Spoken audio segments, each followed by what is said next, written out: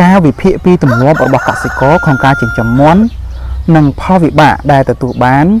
ពីទម្លាប់នៃការចិញ្ចឹមបែបយថាផល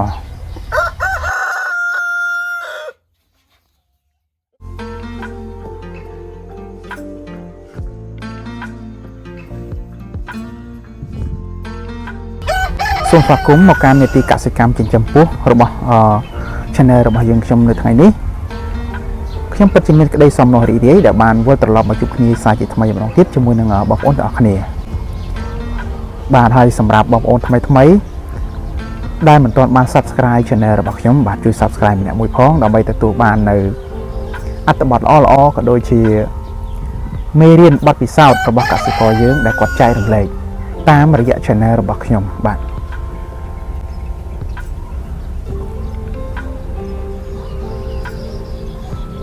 បាទសុខសប្បាយជាទេបងប្អូនទាំងអស់គ្នាបាទថ្ងៃនេះដែរប្រធានបទដែលខ្ញុំលើកយកមក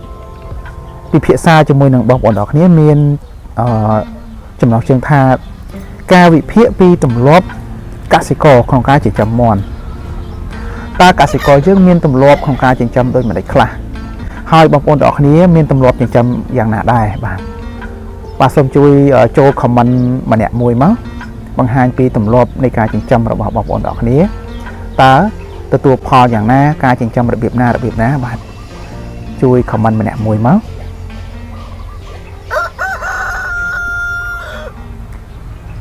បាទទី1ទម្លាប់ទី1របស់កសិករយើងគឺ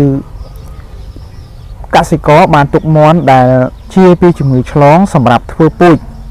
ម្យ៉ាងទៀតពូជមាន់ដែលទុកច្រើនជាន់ឈាមគ្នាជួនកាលកសិករមិនមានទុកមាន់ឈ្មោលសម្រាប់បង្កាត់ពូជក៏មានបាទត្រង់ចំណុចនេះឆ្លុះបញ្ចាំងយ៉ាងម៉េចដែរជាមួយនឹងការចិញ្ចឹមរបស់បងប្អូនទាំងអស់គ្នាបាទនេះគឺជាទម្លាប់ភាគច្រើនមួយដែលកសិករខ្មែរយើងតាំងពីបុរាណកាលមកយូរយារហើយបាទទម្លាប់របស់គាត់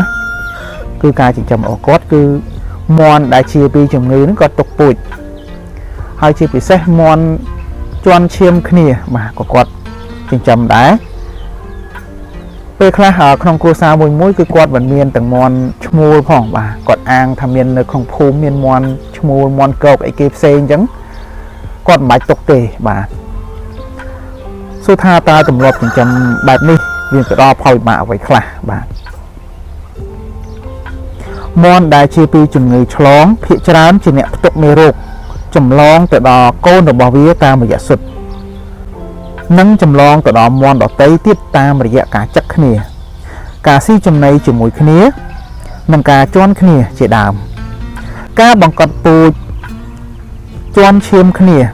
មេបាកូនបងប្អូនបង្កើតធ្វើឲ្យកូនមាន់នៅចំនួនក្រោយនឹងងាយលេចចេញในលក្ខណៈអន់ដូចជាពងមិនសូវញាស់កូនមាន់ក្រិនមាឌតូចនិងសុខភាពខ្សោយងាយកើតជំងឺឆ្លងផ្សេងជាដើមហើយមួយទៀតការមិនទុកឈ្មោលហ្នឹងវាផ្ដល់ផលលំបាកយ៉ាងណាដែរបាទការដែលមិនទុកឈ្មោលសម្រាប់បង្កាត់ពូជធ្វើឲ្យផលិតកម្មមាន់នោះមិនសូវល្អដោយសារពងមាន់អាចនឹងមិនញាស់ពេលដែលគ្មានឈ្មោលបង្កាត់ឬញាស់ហើយកូនមាន់នោះលូតលាស់យឺតហើយវាងាយនឹងកើតនៅជំងឺឆ្លងផ្សេងដោយសារវាដើរជាមួយបាអ្នកភូមិឬក៏បាផ្សេងទៀតដែលមិនស្គាល់ប្រវត្តិអានេះគឺជាផលលំបាកសម្រាប់ទម្លាប់ទី1បាទទម្លាប់ទី2កសិករច្រើនធ្វើទ្រុងមាន់តូចមិនមានខ្យល់ចេញចូលបានល្អនៅហាលក្តៅឬគ្រាន់តែធ្វើត្រនៅឲ្យវាដេកតាមក្រគោផ្ទះបាយឬឲ្យវាដេកតាមដើមឈើជាដើម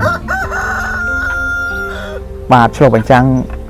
ទៅលើទម្លាប់របស់បងប្អូនទាំងអស់គ្នាមើលយ៉ាងដូចម្តេចដែរបាទកាលណាមាន់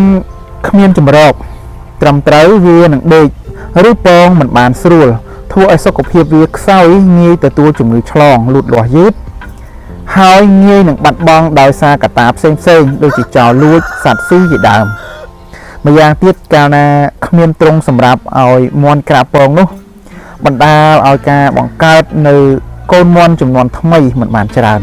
ដោយសារពងខូចច្រើនមិនសូវញាស់បាទនេះគឺជាផលលំបាកនៃការដែលចិញ្ចឹមមាន់ដោយមិនមានទ្រង់ត្រឹមត្រូវបាទ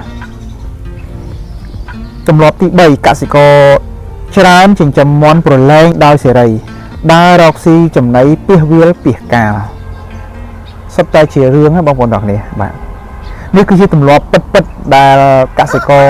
ខ្មែរយើងភាគច្រើនគឺគាត់ចិញ្ចឹមបែបនេះបាទមាន់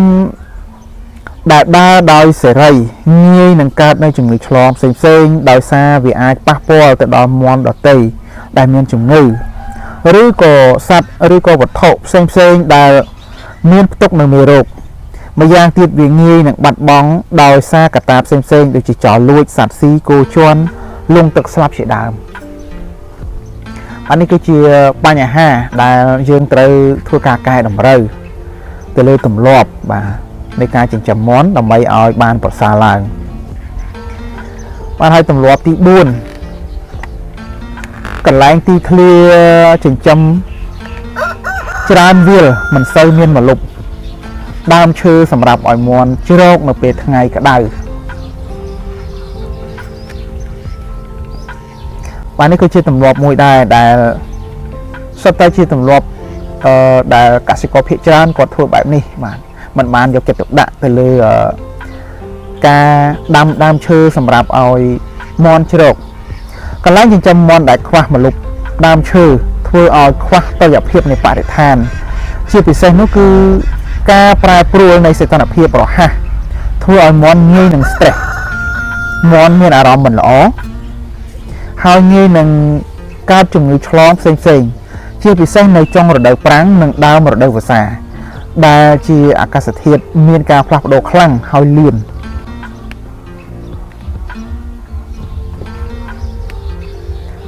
ទម្លាប់ទី5មិនសូវមានកន្លែងសម្រាប់ឲ្យមាន់កកាយរកចំណីនិងសត្វល្អិតបន្ថែមបាទសួរថាតើការមិនមានកន្លែងសម្រាប់ឲ្យមាន់រកចំណីបន្ថែមហ្នឹងវាមានផលលំបាកអីខ្លះបាទប្រភេទចំណីដែលកសិករផ្ដល់ឲ្យមាន់មិនមានសារធាតុចិញ្ចឹមគ្រប់គ្រាន់សម្រាប់ឲ្យមាន់លូតលាស់បានល្អទេការដែលខ្វះជីវជាតិចំណីនេះធ្វើឲ្យមាន់ដើរកកាយរកបន្ថែមដោយខ្លួនឯងនៅទីឆ្ងាយពីផ្ទះធ្វើឲ្យវាងាយនឹងបាត់បង់ដោយសារកត្តាផ្សេងៗដូចជាចោរលួចសត្វស៊ីគោជន់លង់ទឹកស្លាប់ជាដើមបាទធម្មតាបើសិនជានៅក្នុងបរិស្ថានការចិញ្ចឹមរបស់កសិករយើងមិនមានរណ្ដៅចំណីឬមួយរណ្ដៅជីកំប៉ុស្តធម្មជាតិឬមួយក៏ស្លឹកឈើដែលអាច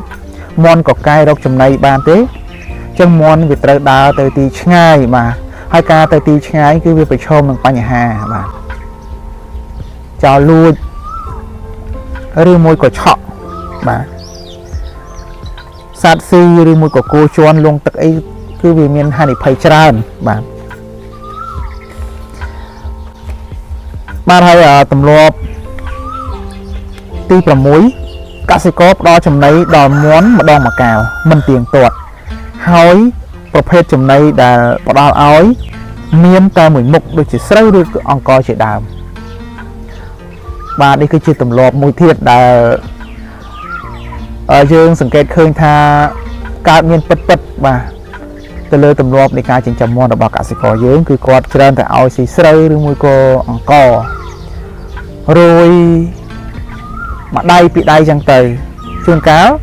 ថ្ងៃហ្នឹងឲ្យស្អែកមិនឲ្យខាន់ស្អែកឲ្យឬក៏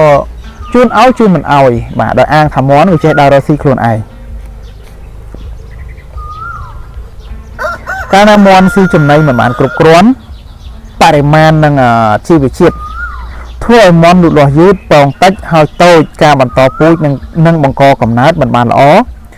សុខភាពមាន់ងាយនឹងកើតជំងឺឆ្លងផ្សេងៗ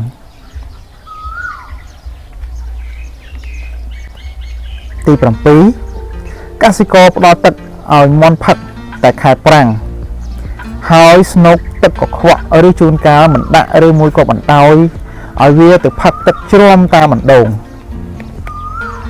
và trẻ đai cứ bất chịu bạt đi mền bóng ôn đó kia có ai chung bánh trang từ lơ ca chỉnh trăm bóng ôn to có đôi chiến nhẹ chết khang và từ khai dương chỉnh trăm ban là ói bàn tay dương khơi than nhẹ chết khang môi chùm nôn đôi con nhẹ phun môi chùm nôn cứ quạt nơi miên tầm lọp chỉnh trăm bạt đi bạn món đại khoa tật mình ai thôi oi ca rồng lưới nâng pra ha đại việt si chôl từ không khuôn ban là on tì hai ca đặc chỉnh chun ca sầm nó nâng chết polในขนมคลุ้นก็มันมาหล่อได้ทั่วไอมอนดูหล่อยืดสกอมเฮาเงี้ยในการจับมือนะบ้านนี่คือชีพอลงมาในการได้มันบานดักตึกไอมอนพักไอมอนกรุบกรวนตำรวจตีปรำใบกสิกรปราประธนาโบราณโดยจะสมบอกเกลสมบอกสได้ละสำหรับการเปียจุงงื้อในเปรได้กดคืนมอนเนี่ยจัดค้างชื่อหรือสำหรับเชื่อบ้าในเปรมอนจับดามชื่อvật nè và tròn ní phía tránคือแบบนี้ไอ้คือเดี๋ยวเคยทำมอนเป็นปัญหาให้เติบกอดdo ở Nam Bồ Đàn chẳng on ní mọc đã ở mòn phật rồi môi có món vía xỉ dương đang hay thật Nam Bồ Đàn vì mình miềnประสิทธิภาพรอฮะตอนจัดโดยNam สมัยตีบ้านเอาสับอย่างนี้มันใส่เมียประสิทธิภาพดำใบเชี่ยบ้าจงนี้ฉลองประมาณตีดอยซาจุงือมวนพิจารณาเมียนแหลกนะสุริซาอยู่หรอฮะปัญหามีประสิทธิภาพละประสันใบเยื้องปราบปรารอทั้งไงดำใบกาปีกับออยมวนสเตรได้บรรดามองปีอากาศเทียบผลักโดได้chỉให้ทั่วออยมวนงี้การจุงมือฉลองมาตรองจำนวนนี้ส่งเลือกตัดจัดเอาบางคนออกเนี่ยได้ส่งไอ้ทั่วจะเรียงรอทั้งไงบาตำรวจในการดักขนมโบราณหน่อยมอนผักนั่นคือยังมันแม่ด่ามาทั้งไงข้ามมาทั้งไงก็คือยังด่าเกี่ยงรอทั้งไงให้มันแม่ด่าตายเนเปอร์ได้มอนเมียนปัญหาเติมยังเยอะขนมนั่งมาด่าเตะก็เวียมันอาจุยบานเลยบาน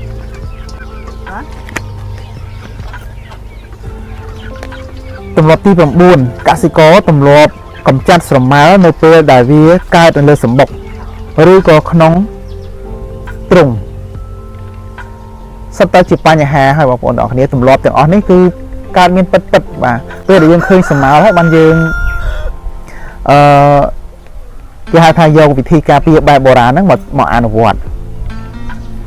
สมากลายเป็นเบิร์ดเชื่อมแต่เธอเอาสกปรกมวนจกสาววิจิตเนี่ยงี้จำลองจุ่มงื้อซึ่งดอมวนนั่งรำคาญดอเนี่ยจึงจำมวนแทมติดพองเชื่อไปเซ็กขนมดำหนักกามอนกับปงกราปงบาซันจะมีวัตถุเงินสมมานุทั่วก้นมอนย่อมันละอตีรูปมือหรือวัวแต่จะหาทาหรือมัวปีบะกราบห้ามีอย่างติดบาซันจะก้นมอนนุ่งย่อมอกก็ตระซับตัวเองได้โดยซาสมมาคำเด็กชายเสียงตระกาเปียได้ยังดะสมบกออยมอนกราบปงนั่นคือยังเตรียมจอมวัวสมัยเปรย์หรือมวยก่อสลักสะดือสลักประจักยังยอมมาตรบบาดเปียห้อยมาด่าห้อยกาเปียชิมุนมากาเปียประสาชิมเขียบาเหมือนแมนถัดตัวเราเมียนปัญหาให้บานยังเยาเวียนหมดนะอันนั้นยังมันอาจุยตอนเปย์ไปเรียตีบานตำรวจติดดับกสิกรมันบานโจมมือหรือก็ไทยแต่ซาโปงมอนได้เมย์กับปงกราตีคือตามทอมเชียดยกบานปนัยยกปนังพิจารณาคือบานนี้ไอ้บานจังเปลเมมอนกราปองจานโปรละหรือมัวมอนได้ทั่วเอาวิสเตียรุนชอดิฉันทั่วเอาปองมอนนุรุ่นบานในทางวิสเตียมันอาจยกกายนะบานพยางติดปองมอนคลักเกอเลยขณีหรือก็เมย์บังวอลเหมือนสอบเชี่ยทอมมาได้เมย์เจบังวอลปองบ่าเชี่ยทอมมาเชียดนะบ่าปัญหาเวียมันอาจบังวอลสอบโดยมันต้องยืนจุยที่บังวอลที่บ่าทั่วเอาปองมอนนั้นวิรุณคลาเอาหยวกเหมือนสอกนี่จึงการเมย์โจเจ้ากรอยถึงหยวกบานได้บุญดอยซาจำปองกรอยอยู่ปิดบ่านี่คือจุดพอลำบากได้เยอะเหมือนจุยบังวอลปองมอนในปีเดมีกราปองบ้าน ទម្លាប់ទី11កសិករមិនបានក្រុងកូនមាន់ដែលទើបនឹងញាស់ឬក្រុងរយៈពេល 2-3 ថ្ងៃគឺអត់តែម្ដងអញ្ចឹងសួរថាតើទម្លាប់ដែលមិនក្រុងកូនមាន់ 2-3 ថ្ងៃទៅ1អាទិត្យហ្នឹងវាមានផលលំបាកអីខ្លះការដែលមិនបានក្រុងថែរក្សាកូនមាន់ឲ្យបានយូរបន្តិចល្មមវារឹងមាំខ្លះនោះទេច្រើនជួបបញ្ហាជាច្រើនដូចជាជ្រក់ទឹកពេលភ្លៀងឬក៏មានថ្លុកអីចឹងទៅគោជន់ឡានឬក៏ម៉ូតូកិនសត្វស៊ីហើយម្យ៉ាងទៀតកូនមាន់នោះលូតលាស់មិនល្អដោយសារទទួលកម្ដៅពីមេមិនទាន់បានគ្រប់គ្រាន់ទម្លាប់ទី12កសិករមិនដែលធ្វើការទម្លាក់ព្រូនបាទយ៉ាងមិនដែរចំពោះការចិញ្ចឹមរបស់បងប្អូនទាំងអស់គ្នាចាប់អារម្មណ៍លើការទម្លាក់ព្រូនមាន់ដែរឬទេបាទឬមួយក៏គ្រាន់តែដាក់ចំណីឲ្យហើយយើងចាំតែដល់ថ្ងៃដល់ខែយើងទទួលផលបាទបងប្អូនទាំងអស់គ្នាអាចឆ្លុះបញ្ចាំងពីទម្លាប់ទាំងអស់នេះបានបាទនៅពេលកូនមាន់មានអាយុបាន3អាទិត្យវាចាប់ផ្ដើមឆ្លងព្រូនហើយបើសិនជាយើងមិនបានទម្លាក់វានោះទេព្រូននឹងដេកជញ្ជក់សារធាតុចិញ្ចឹមពីមាន់ធ្វើឲ្យមាន់ស្គមរោមបាសសុខភាពចុះខ្សោយហើយងាយកើតជំងឺឆ្លងផ្សេងៗណាស់បាទទម្លាប់ទី13ការធ្វើអនាម័យបោសសម្អាតទ្រុងស្នូកទឹកស្នូកចំណីមិនបានទៀងទាត់បាទពាក្យថាទម្លាប់គឺយើងត្រូវធ្វើជារៀងរាល់ថ្ងៃបាទបើយើងទម្លាប់កសិកររបស់យើងគឺធ្វើមិនបានទៀងទាត់ទេឲ្យតែមានស្នូកទឹកស្នូកចំណីដាក់ហើយចោលទៅបាទពេលខ្លះក៏មិនដាក់ទឹកឲ្យមាន់ផឹកនឹងស្នូកនឹងផងបាទបើតាមការសង្កេតជាក់ស្ដែងបាទអញ្ចឹងការកង្វះអនាម័យទ្រុង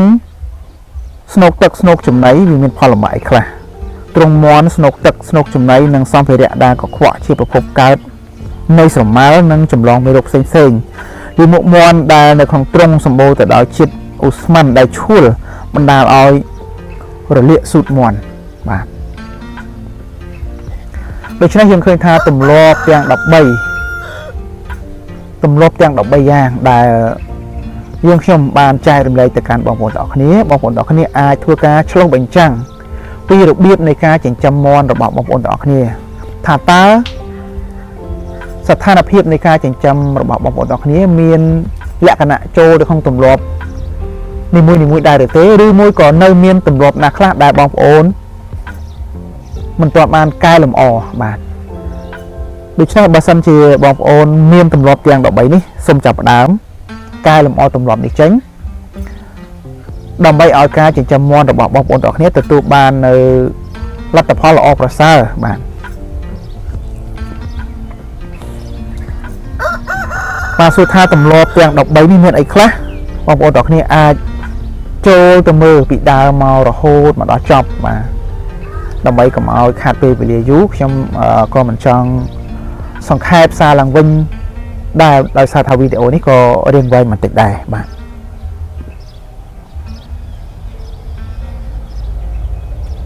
អរគុណសម្រាប់ការតាមដាននៅវីដេអូនៅថ្ងៃនេះសម្រាប់បងប្អូនថ្មី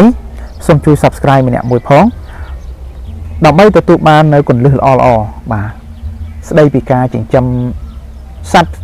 ឬមួយក៏ការដាំដំណាំបន្លែផ្សេងដើម្បីជួយឲ្យជីវភាពរបស់ប្រជាកសិករយើងបានល្អប្រសើរឡើងមួយកម្រិតថែមទៀតបាទជូនពរបងប្អូនទាំងអស់គ្នាមានសុខភាពល្អ